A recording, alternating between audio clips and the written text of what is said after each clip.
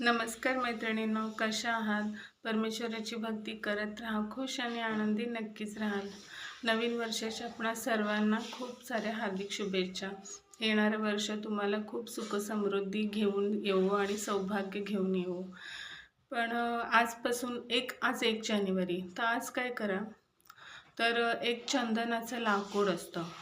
म्हणजे प्युअर पाहिजे ते आपल्याला, जरा शोधा म्हणजे मिळेल. तर ते चंदनाचं लाकूड आणि ते उघडण्यासाठी सहान असते महादेवाच्या मंदिरात. ती सहान आणि ते चंदनाचा लाकडाचा एक तुकडा, तो नेऊन आज सर्वप्रथम आज पहिला दिवस आहे वर्षाचा, मंदिरात तर अवश्य जावा भगवंतांच्या.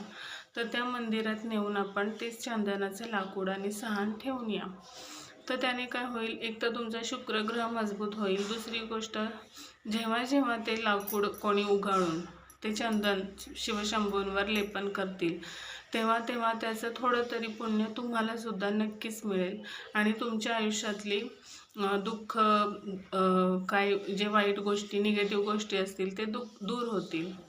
त्याच्यामुळे हा उपाय आज नक्की करा. पुन्हा एकदा नवीन वर्षाच्या हार्दिक शुभेच्छा. नमस्कार.